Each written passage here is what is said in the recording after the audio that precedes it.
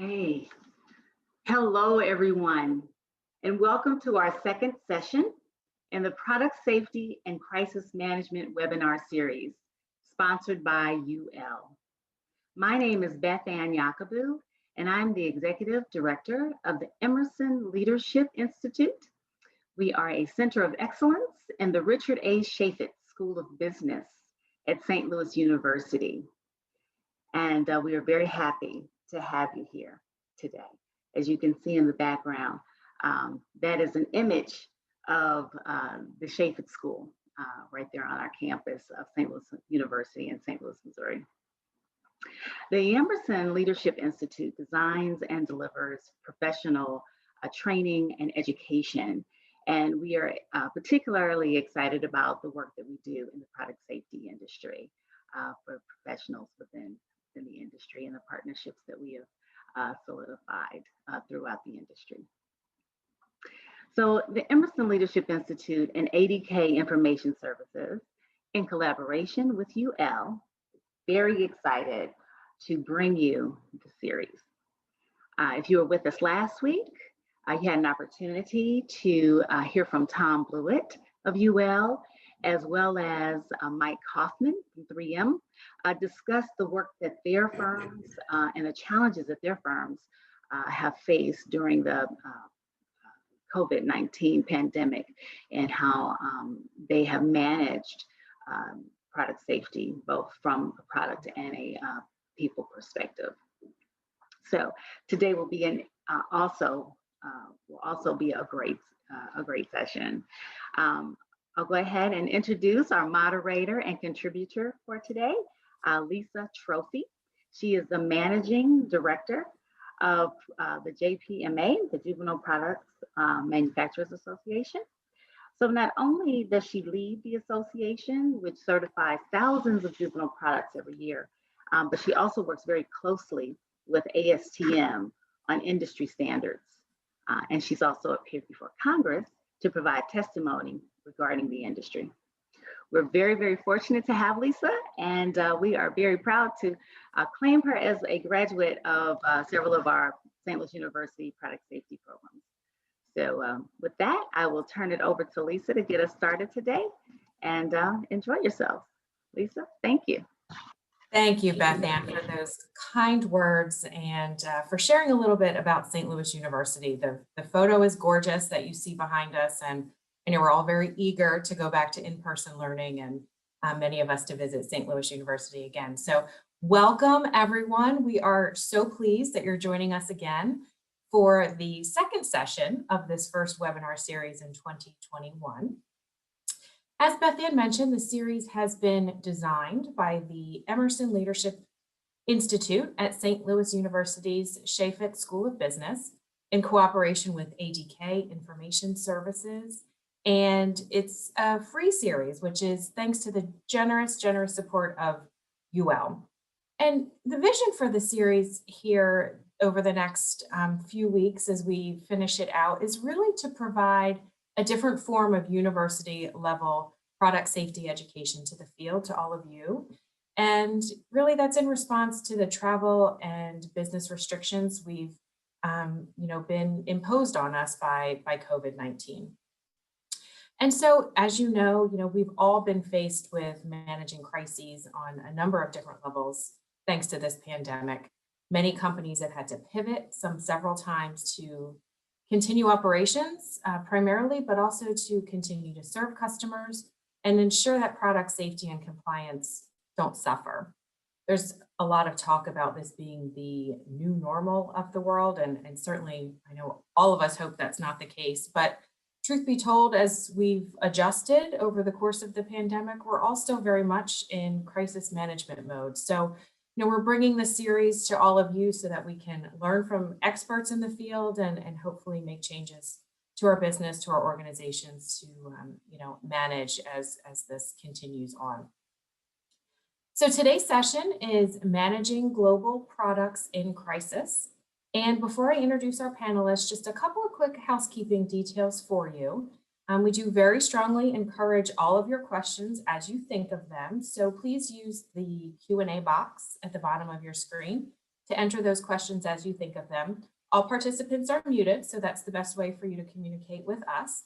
And as you know, the session is being recorded as well and will be available on the SPSP website before the conclusion of this series.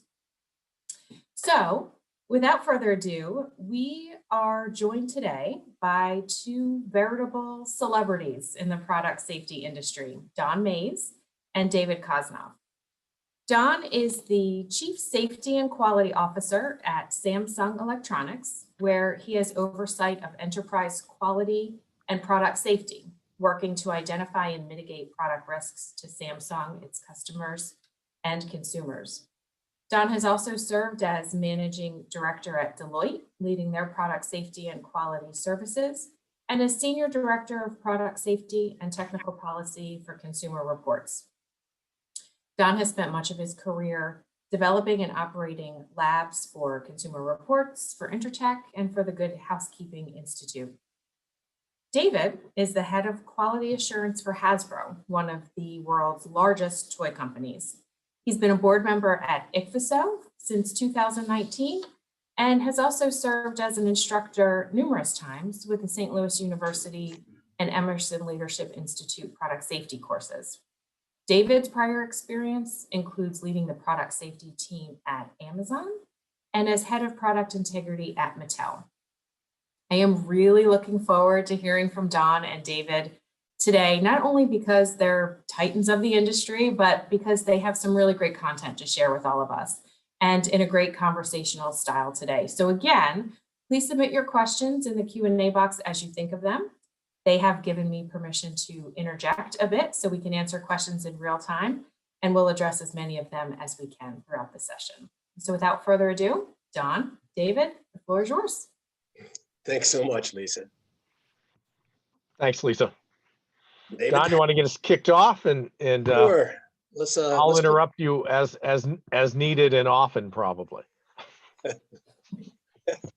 All right, can we go to the next slide, please?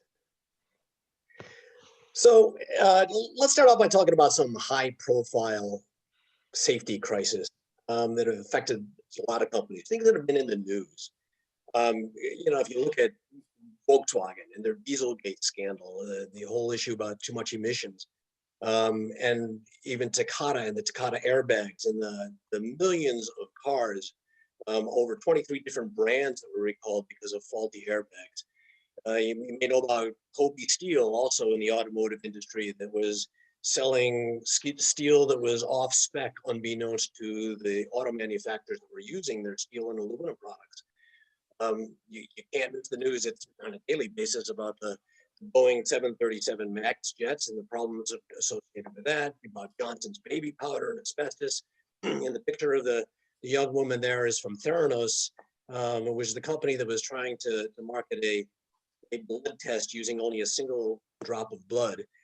One of the things that I think is unique and consistent with all of these big companies, these big name companies, is the fact that a lot of their problems and their crises developed as a result of problems with their testing. In some cases, the testing was just bad testing. In other cases, the testing was actually fraudulent testing, where somebody actually had their finger on the scale. And I think in one case, in the case of Theranos, it was really totally fraudulent, where the whole product itself was fraudulent. Some of these companies have survived. Obviously, Johnson & Johnson and VW are still doing very well. Other companies, not so much. Takata is out of business, as is Theranos. So the ability to manage through a product crisis is something that I think a lot of people have to focus on. And I hope that today, David and I can explain some of the techniques, at least that we use in our businesses, help prevent a crisis from actually crippling our business. Next slide, please. So here's a nice quote from John F. Kennedy. When written in Chinese, the word crisis is composed of two characters, one representing danger and the other representing opportunity. Crisis gives us opportunity. You might not think that when you're in the middle of the crisis. If you go to the next slide.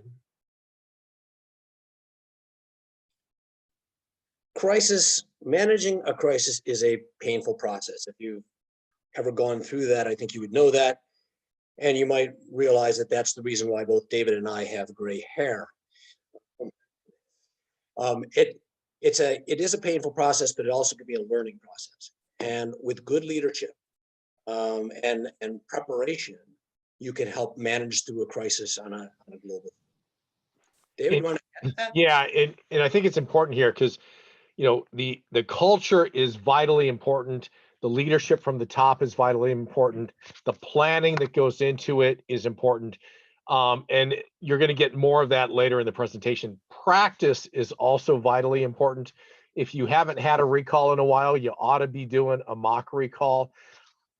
Don mentioned, you know, a lot of the high profile things have involved testing. Even designing your testing program comes into play here. How often do you test? Because when you get a failure, when was the last good test result that you had? Was it a week ago? Was it 6 months ago?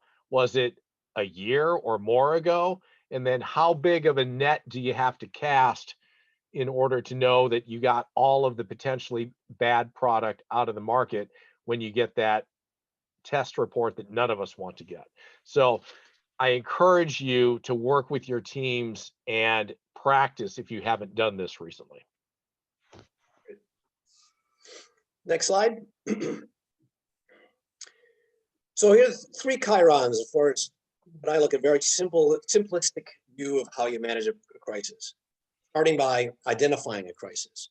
That involves collecting incident data, doing data analysis or root cause analysis, and doing a risk assessment to see how much risk it is going to be to your business, to your customers, to consumers. Also, then you want to determine the scope. And that is what's looking very simply at your production volume. That's sort of easy information to get. Geographic distribution might be a little more challenging. Your whole channel inventory might be challenging. Who actually owns those products? Very challenging. And David, I know that you've got some concerns handling that from an international standpoint. Yeah, in the old days, it was pretty easy because we sold to brick and mortar retailers and we knew where that product was going. In the e-commerce world of today, a lot of those sales cross national boundaries and oceans and continents. And you don't always know where those consumers are that you may need to reach out and contact. The flip side, though, is if it was sold through e-commerce, generally those e-commerce partners can contact consumers directly. So even if it wasn't in a country or geography that you had normal distribution in, you can still reach out through the e-commerce partner to let them know that they should return that product or have some other corrective action. The final step. Oh, go ahead. I was going to say the final step of the process is to execute a good effective risk mitigation plan. And there are a lot of questions that have to be asked here. This is the real challenging part. Do you stop sale? Do you report to the government? Who do you communicate with? Should you be recalling the product? If you're going to recall the product, what's your corrective action plan? Do you know that your corrective action plan is actually effective? And what about the empty slots on the store shelves? What are you going to do for replenishment? That's all important because you don't want to lose your slotting rights. So all of these little, and this is very simplistic view, as I mentioned at the top of this, but as you work through this process, you'll see how complex it is, how difficult it is. Some of these questions. One thing that I do want to emphasize that there needs to be a continuous monitoring process throughout this. So even after you have fully executed your risk mitigation plan to deal with this crisis, you have to continue to monitor the marketplace. You have to continue to determine what other incidents might be coming in, what other data you're collecting, and if you've accurately identified the right root cause to make this problem go away. And this too is, the world of this has changed a lot. The name of the seminar or series is Global Crisis. So I'm going to assume here that many of you are distributing your products in an international fashion or in a global fashion. So there's multiple governments that you may need to consider. They have sometimes competing requirements for reporting and how to even respond. Some agencies want you to remove the product first and then worry about reporting to the government. Others want you to report to the government, work out all of the details before you start notifying consumers. So you need to understand what the regulatory landscape is in each of the countries where you're doing business. If you don't have outside help before you need it, would be a good time to get it and to line up resources who can help both with the outreach to government agencies, maybe the reverse logistics, because you may not have the ability to do reverse logistics in all of those countries. And then you've got the, the additional considerations depending on your product type. Is it dangerous goods? Can it even be sent back? Or do you have to go out and collect it at airports, maybe, like Don may talk about later? So David, what advice would you give to our participants here about how they learn about what the requirements are in foreign countries for either reporting incidents or the recall process? Well, there's some great books or pamphlets, I guess they're ebooks now, that are published by a number of the international law firms that list out at least some of the requirements in many of the countries. That's a great place to start. I'm not, without plugging them, Baker McKenzie has been publishing a global recall handbook for a number of years. There are others out there as well.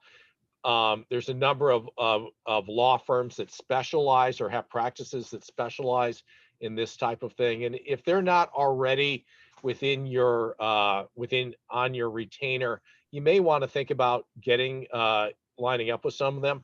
On the reverse logistics side, again, there's some big global players that do this that you can sign up for, get a contract in place, because if your companies or anything like the companies I've worked at, getting a contract in place can take a lot longer than what you have in the event of a recall. So you want to do this stuff up front to prepare. Again, part of that practice and planning that is so critical in making sure you do this well and do it right.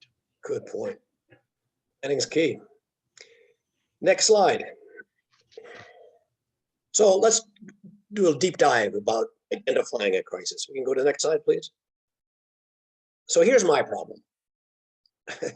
Way too much information. I look after 3 different channels of our business. I look after our home appliance business, our audio and video business, televisions, and obviously our mobile phone business. There's information coming in from so many different sources. The question is, how do you manage all of that? And from all of the information that's coming in, how do you identify what's important, what's not important? What is the information that could potentially lead to a safety crisis? This is the kind of stuff that keeps me awake at night. So we can go to the next slide. So here's one of the things, and I know that David has sort of the corollary to my problem, but let me tell you a little bit about the way that how we manage it and try to manage it anyway, and that is by using advanced data analytics. A lot of times your information comes in internal sources. So you've got records at your call centers, your customer care centers. You get letters and emails and retailer notifications or your direct customers. You get warranty claims, parts replenishment data. All of this generally lives in disparate databases that don't necessarily talk to one another. And so you have to sort of look through all these various sources of information, even with your own internal network. The other part of this is your external data. Stuff is coming in from PR, your media inquiries, your mass media reports. Social media is a great source of information for highlighting an issue that people think is really important, as you may know. Retailer reviews, what's on e-commerce websites. And of course, getting reports from CPSC, saferproducts.gov, or Better Business Bureau, attorneys general. There's a lot of different sorts of external information. Again, this information might reside in databases that don't talk to one another. So the challenge is, how do you handle all this stuff? And that's difficult to do without technology. And so I'm a good proponent of using advanced data analytics, where you develop a central data repository, and that can read that data in whatever format it's in, and be able to spit it out in a visual format that will allow you to visualize your data, as opposed to being relegated to spreadsheets. I know that a lot of companies do this. They've got spreadsheet of information, and you're trying to sort of sort through that, trying to pick up trends. It's very difficult. And if the one person that managed that spreadsheet leaves the company, all of a sudden you've lost that historical knowledge of issues that may have been emerging over a series of months or years. So being able to visualize that data and making dashboards from that, it's something that I advocate as a very strong tool for helping to manage too much information. David has another problem. Yeah, and there's a couple of flavors of this, right? Don has a problem that sometimes there's too much information. There's also sometimes too little information, or it's not quite right. I'll give you an example from the e-commerce world. The e-commerce world is really good at creating artificial intelligence to screen all of these data sources for what's often called smoke words or signal words that indicate there might be a problem. But when you open up a new market where the language isn't English or isn't your normal, isn't your native tongue, sometimes it's not a direct translation that you're looking for.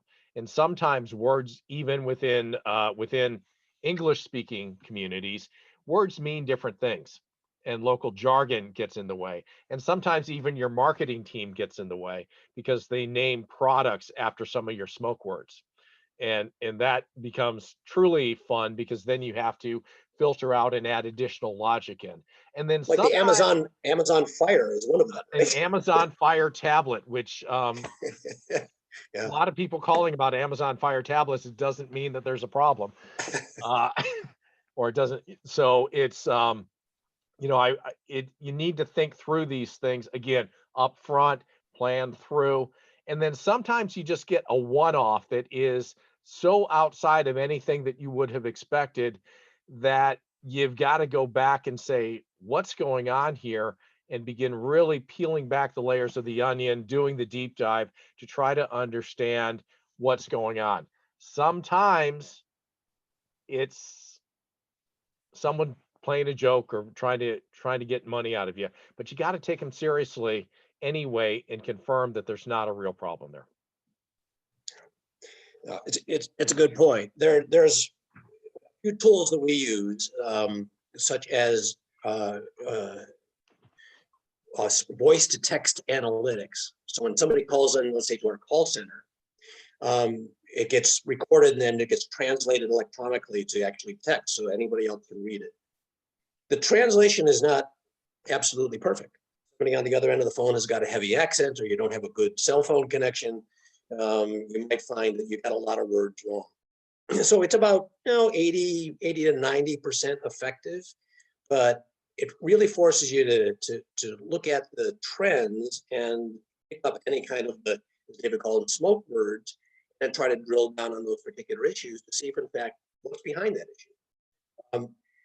Even if you're using the most advanced data analytics and having a fabulous dashboard, it's not enough. It's not enough to say, okay, well, that's it. You don't have a problem. There are a lot of times you have to drill down and get an understanding for even customer sentiment.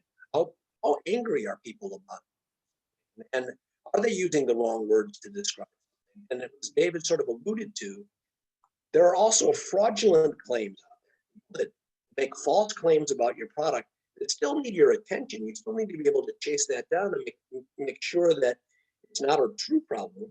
Somebody trying to get one over on your company for a warranty repair, for example. It happens more often than you would think, but it is something that needs to be chased down.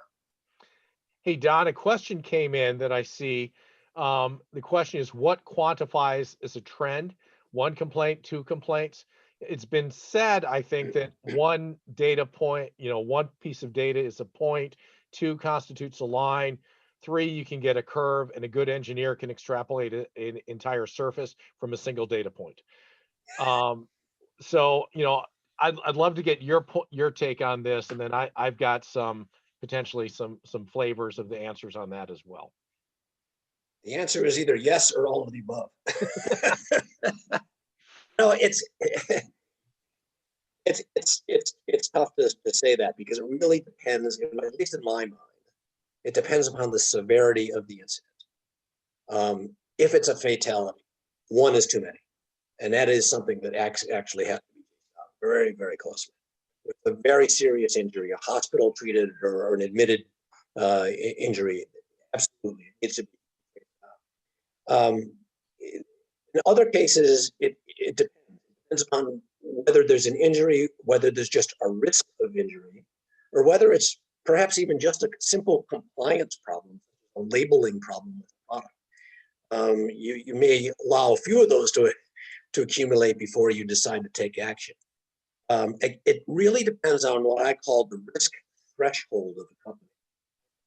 What level of risk is your company willing to take? Some companies are far different from others. Some industries are far different from others. The industry that David and Lisa work for, both those industries are very risk averse. They don't want to see any injuries, any fatalities. Nothing is acceptable. And they try to correct those actions, correct those issues before children get hurt. That's what it's all about. I've got nothing to add. You covered it all. All right, why don't we move to the next slide? Well, gentlemen, quickly, before we leave this topic, there's another question here regarding data analytics and whether either of you could recommend a platform or a system that might be useful for companies large or small to evaluate all of this data that we're seeing.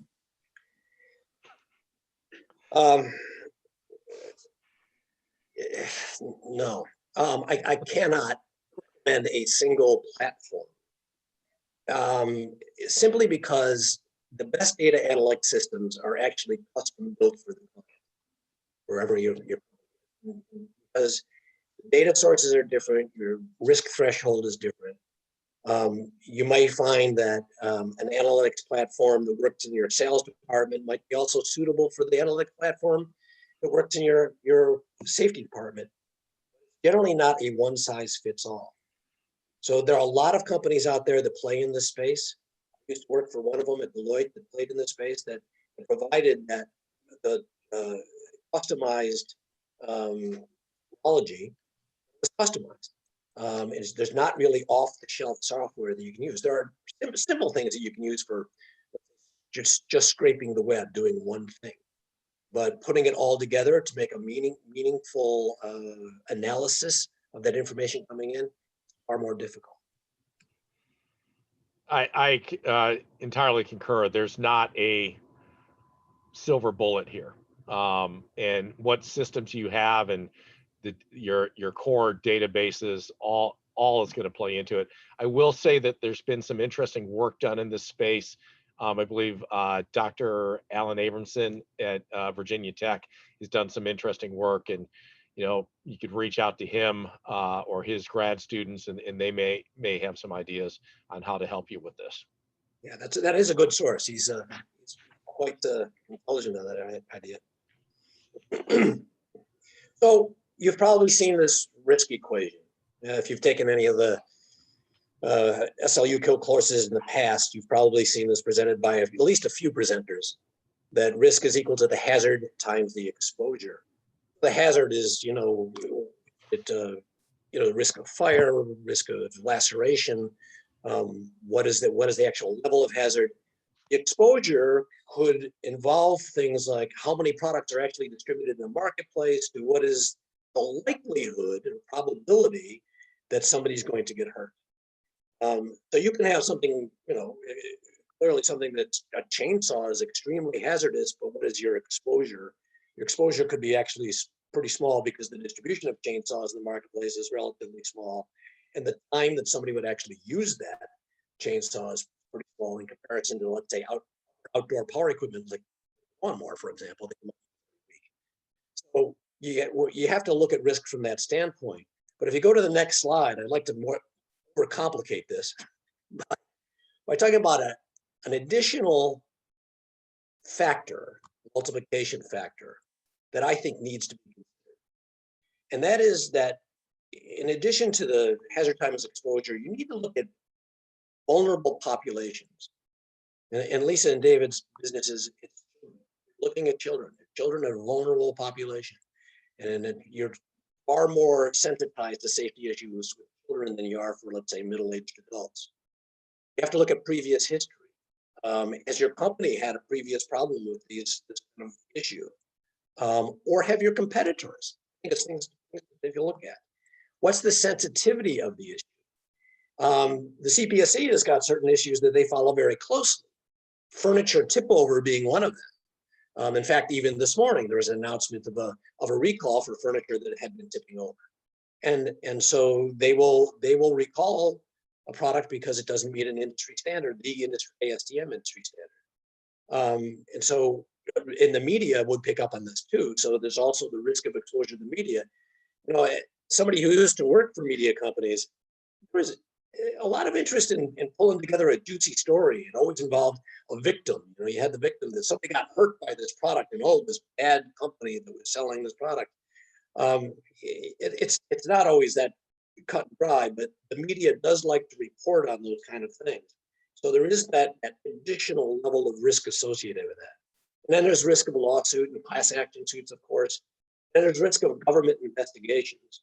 And I'm not talking about just the CPSC, but there's also, you know, the state attorney generals or somebody that also may investigate your product.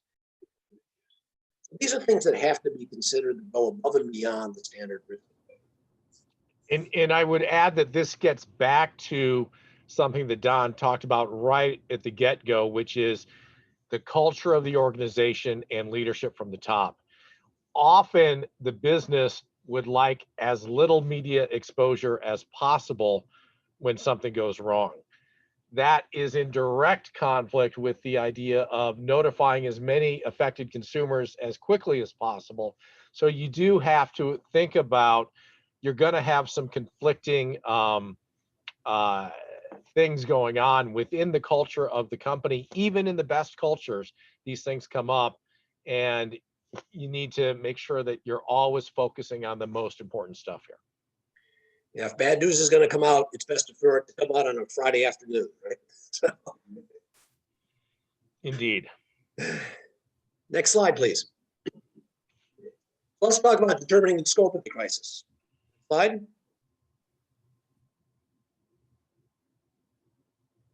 There you go. Good. So David, do you want to lead through this? Yeah. So this gets into what I was talking about.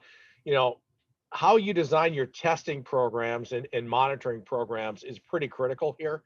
So, you know, so hopefully when you get the complaint, you get enough information to know when the product was manufactured. Sometimes you don't always get that, so you have to throw wider nets. But the more traceability that you have to know where stuff was distributed, what stores or what outlets got which date codes, the easier it is to nail down and get a narrower sense here. But if you don't have that information, if your problem is too little information, not too much information, then you need a bigger net. How many products were manufactured versus, you know, that plays both ways. From the engineer side of us, we have 1 million units in the field and we only have one failure. That's not, you know, that may be a reasonable risk. From a regulator side, they often see that as 999 units that have yet to go wrong because they're likely to go wrong, and we just haven't seen that failure occur yet.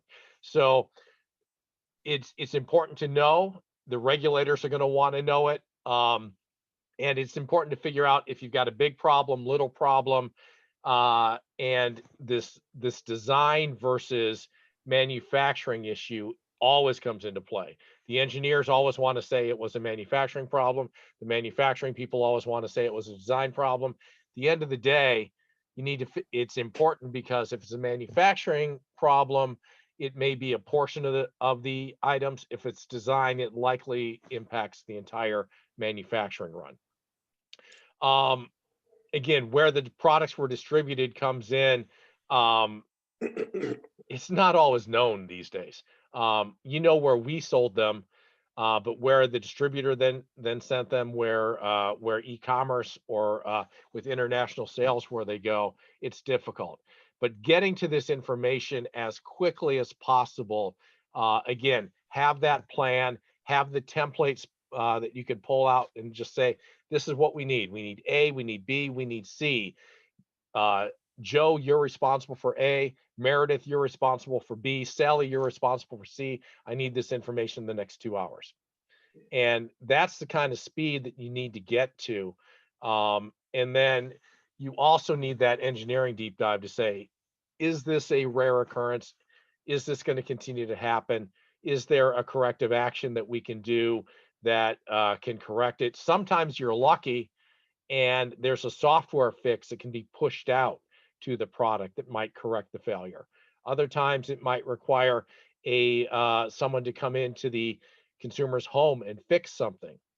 Or, years ago, I worked in a company that sold industrial grade equipment, and we sent technicians out to job sites to fix and do repairs. So there's lots of different ways you can look at it. It also, you've got the testing side, but I want to introduce another thing that you should look at, which is audit results. How well can you trust the information that you're getting from the factories? Maybe it's your own factory, maybe it's a third-party factory. But when was, do they have a really good traceability system? How do you know they have a good traceability system? Have you put it to the test? And in the days of COVID, can you get somebody to the factory? You may not be able to get one of your employees to the factory, and you may have to rely on remote. So you get somebody to take their cell phone, and sorry, this isn't a Samsung model, Don, but you get them and you do a video conference and you say, I want to see the injection molding press that worked on this part. And so they walk out to the floor and they show you, and show me a screenshot of the settings that we have the press operating at. Is that in parameters? There's a lot that we've learned to do out of necessity in the last 12 months using virtual that just was not available to us before, or maybe was available, but we didn't take advantage of because we thought you needed the touch and feel. Touch and feel is important, but you use what you can use to get the information as quickly as possible. Hey, David, going back to one point that you made, though, about the design versus manufacturing problems, and you mentioned that, if it's a design issue, it's generally going to affect the entire population. If it's a manufacturing or quality issue, it's a subset. How do you handle predicting a failure rate on products, that might have a quality or manufacturing? It really gets into understanding what that root cause is, and then understanding what the root cause of the failure, which hopefully you can get to very quickly, but sometimes takes a while to understand.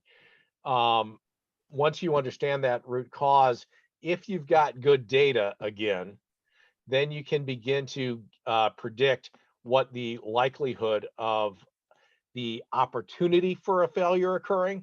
But even that opportunity for a failure does not necessarily mean that there will be a failure.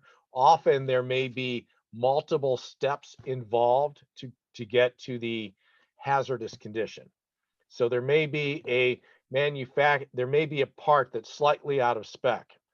And if they use it that part may interact with something that the user or consumer specifies. Say it's a battery, for example. It would be nice if all battery designs were exactly the same, but they're not. Even within AA batteries, you've got different shapes for anodes and different shapes for cathodes. You've got different lengths of batteries. So if you've got to take a look there and say, okay, this is slightly out of spec.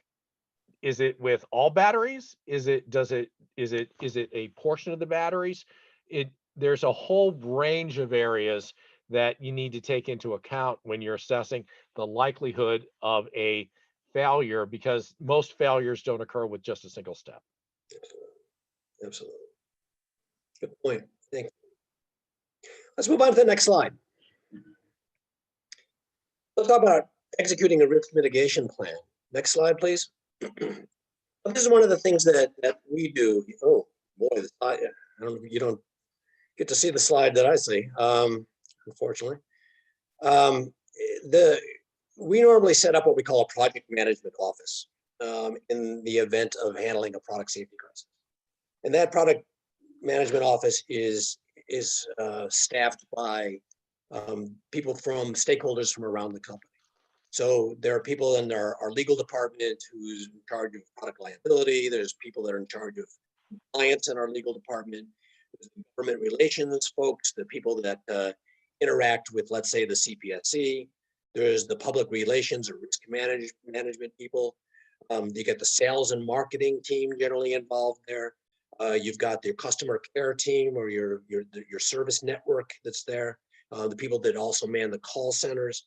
It also, you may also be pulling in outside consultants. By outside consultants, they might be technical consultants, but I think David alluded to the fact that it might be also an advantage to have somebody on retainer, a local law firm on retainer that you can consult in the midst of one of these crises. So this PMO actually worked to try to come to consensus. It's kind of like working on an ASTM standard. You try to come to consensus as far as what your corrective action should be, whether or not you should report to the government, whether or not you should execute a recall, be telling your customers. All of those things are handled by a PMO, by committee. And that's the way a lot of companies work. That's the way my company works. I find it to be a pretty good process because it brings all the stakeholders to the table so you can make a collective decision. And then if you go to the next slide, and I hope this one looks right. And can you click one more time and see what happens? There. And one more time after. There you go. Let's go through these bullet points one by one. So the objectives of this project management office is to review the issues and all of the incident data that you've got. You have to do a risk assessment. What is the risk? And it is not just, I know we all try to look at saying, well, it's the risk to the consumer. It's not just the risk to the consumer, it's the risk to your business, it's the risk to your reputation. It's the risk to your first line customers, in many cases, retailers.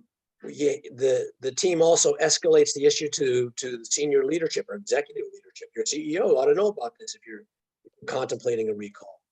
Are you going to be placing your inventory on hold? If your inventory is suspect, you put a stop sale on. What kind of response plan do you develop? What is your corrective action plan, and how effective is it? You have to determine your reporting obligations. As David said, it's not only reporting obligations domestically to the U.S., but also to the TPSC perhaps, but also to foreign governments. It's all a consideration in different laws in different countries about that. You'd have to develop a communication plan, and that communication plan is more complex than you would think.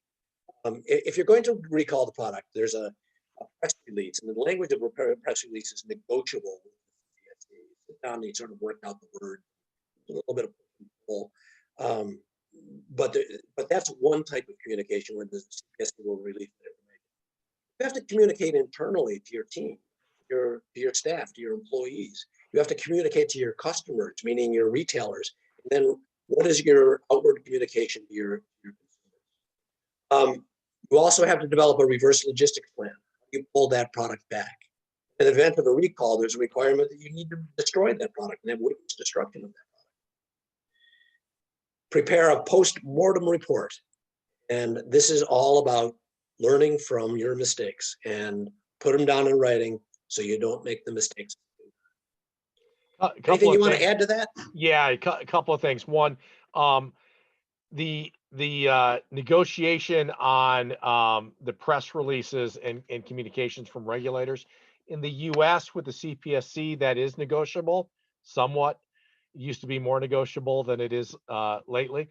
But in other jurisdictions, it may not be negotiable at all. So again, you may want a single global message that comes out on this, but it may, if you're in multiple jurisdictions, you may have to tweak it, and you may not have a whole lot of say in what that's going to look like in some jurisdictions.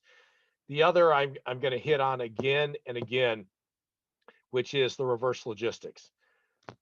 For those of you in manufacturing or retail or distribution, unless you've fully adopted to the circular economy, which most of us have not yet, your organizations are designed to ship product in one direction and one direction only.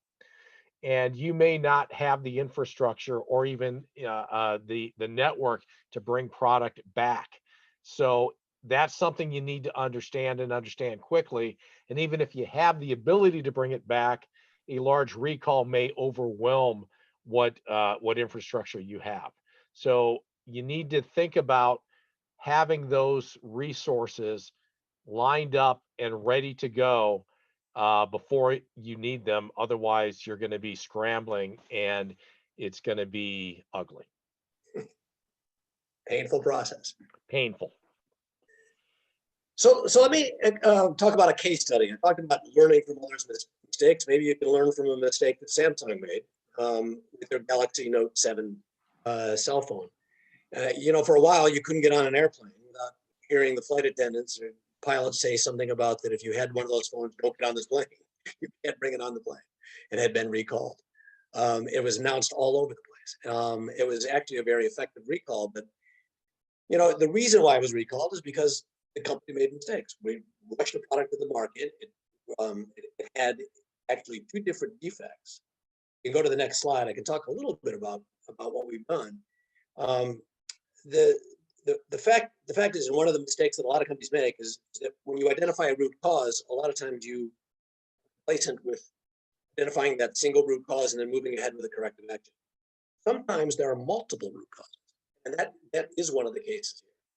And so we actually work with outside laboratories to identify the potential root causes and then figure out exactly what we should do to get our phones back from customers. One of the things we did, we over communicated. I can't emphasize the importance of communication and a communication plan strongly enough. We sent out 23 million text messages and quick notification to people who actually own these phones. We did a firmware update where we actually limited the battery capacity, because if you limit the battery capacity, you would reduce significantly the propensity for this thermal runaway system that we had with these phones. And when that wasn't fully effective, we wound up working with our carriers to essentially brick the phone, so you basically couldn't use it. People were force fed or prompted very much so to try to return those phones to us. We also made Note 7 exchanges at kiosks at airports, as I think David mentioned once. And if you can go to the next slide. Hey, Don, while we're switching slides, can you talk a little bit about the communication program that Samsung used? Because it didn't follow the traditional CPSC pathway. Well, it didn't. In fact, we jumped the gun a little bit on the recall because we thought this thing was so important to get the word out and get potentially dangerous product out of customers' hands, that we didn't go through the full CPSC approval process initially with our recall, and it came to bite us a little bit, I suppose. And I don't think the CPSC was very happy with the way that we handled it. I mean, it's all happened within the matter of very I think it was less than 2 weeks. Where then we went back and worked with the CPSC to make sure that the recall was officially. David, do you have any experience with that too? Or? Yeah, we did. We had a very small recall last August with a tiny bit of lead ink on a Super Soaker label. And we were up against some much tighter deadlines in Europe because it was distributed both in Europe and in the US. And we decided, that this was going to be a fast track recall, and we contacted the CPSC and said, we want to recall it. We're going to fast track it, and we want to get the notice out immediately because we have these other jurisdictions, and we're approaching the end of summer, and this is a summer play item, and we want to make sure that we notify consumers before it gets stuck in the closet for the year. And initially we were said, yeah, go. That's a great idea. Let's notify get the consumers out as quickly as possible. But then as it got into the compliance teams, they didn't like the idea as much. Well, our recall was gone down as the most effective recall in history, I guess, because we recovered 97% of our phones globally, 98% in the US. It was effective. I mean, we ripped them, so people wanted to return them and get a recall. Go to the next slide. Well, we worked with 700 engineers involved with this. I mean, this is what happens in a crisis. You get all of these people involved, on the clock testing, and people taking hotel rooms because you didn't want to be too far from the office to solve these problems. As I mentioned before, we did independent analysis by outside laboratories, including UL. Next slide. What came out of this was actually that we developed this whole quality improvement process with this 8-point battery inspection process to make sure that each and every phone that we released would not have this issue. And frankly, I can proudly say that our track record has been absolutely fabulous and stellar in this regard. And it's because we have now implemented those checks and measures and some robust testing to ensure that there won't be these kind of problems. Slide. And also we incorporated some cool technology that can actually sense when a phone is going to go into a thermal runaway system and actually throttle the power back to prevent that from happening. And we're not the only company that does this. It's a pretty sophisticated way of dealing with those kind of issues before they become. And I think that is the last slide. I think it is. And Don, thanks for sharing that. I know that was a hugely painful experience for Samsung to go through. I was involved, in a auxiliary way because some of those were being shipped and attempted to be returned through Amazon at the time, and having to create special packaging to get the phones back. And it was truly a Herculean effort with amazing results. So thanks for sharing that. It's always painful to relive some of those experiences, but there's a lot to be learned, and I'm sure there's some great case studies on that. Thanks, David. Maybe we can open the floor for questions. Yeah, absolutely. And thank you both for sharing. I do have quite a few questions. If anyone has a burning one, please go ahead and enter it in the Q&A. We'll tackle a few of them here before we're out of time. So if we go back to the beginning a bit and thinking about the theme of the webinar today, being global and dealing with a crisis, what recommendations could you both share for the obligations or accountability that your international distributor partners may hold when you're thinking about a large recall or some sort of other crisis? So, we try to keep pretty tight control on where products are distributed, because while the product may technically be safe, there may not be the right warning languages on product for some markets and things like that. So we like to know where product is being shipped. And generally we have pretty good ideas of that. But when you get into the direct to consumer world, it does get a little more difficult. Again, what we have found in my experience when I was at Amazon is that in some ways, the risks balance there, because Amazon was extraordinarily effective at communicating recalls to consumers when the product was recalled. And, they knew exactly who bought it, they knew where it was shipped to, and they monitor all of the recall sites to know if the product is recalled, and they send out the notices right away.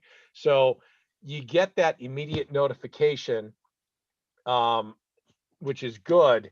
And then the challenge comes that maybe you don't have a toll-free number set up in Latvia because you weren't expecting that any products were sold in Latvia. So how does that consumer actually get back to you and contact you for the corrective action? So it's good to know, and often you can set it up with emails and things now, but it is, it's a challenge.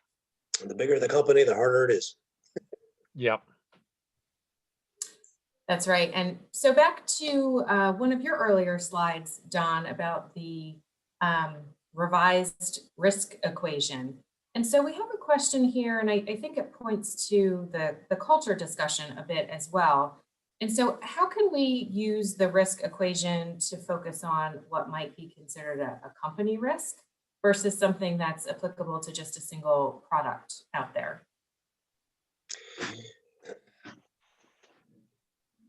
It depends on the company. A lot of companies are going to talk dollars and cents. So that if you can take a look at what your projected losses are associated with the recall, which is a very difficult calculation to make, that's how you can get a company's attention. Part of it is what is that culture? Understanding what is the culture of the company, how are you going to be able to convince a company that they need to take the right action, not only from a safety standpoint, but also corporate reputation, corporate finance, and even, you know, being able to protect yourself from legal lawsuits. I mean, it's all part of sort of the big equation in their culture of safety. And I think it's important to understand what's going on when we've been talking as if it's always a safety violation. Sometimes it's a compliance issue. I can remember walking through a lab in China with a representative from the European Union, and they pointed out that the C and the E were slightly too close together, and that the CE mark was out of compliance. Oh boy. Yeah. Oh boy. So we apologize profusely, promise we'd never do it again. But that's a technical non-compliance, but it's not going to create a safety issue.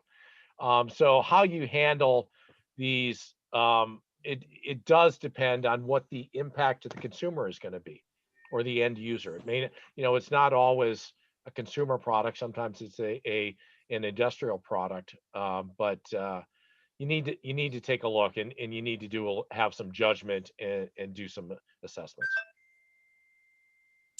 Excellent. Well, I am very sorry to say that we have run out of time here in our webinar, and that is, thanks in part to the great dialogue, Don and David, you shared with one another, and all of the great content. So thank you both so much for spending your valuable time sharing your expertise with our participants today.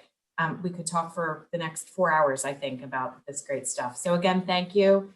Thank you to all of our participants as well. And there is still time to register for the last 2 webinars in this series if you haven't already. That link is being shared weekly. And we hope to see you again next Thursday. So thanks for participating. Thank you, Don and David. Very much appreciate it. And we'll see you next week. Same time. Thank you, Lisa. Be safe out there. Have a great day, everyone. Bye.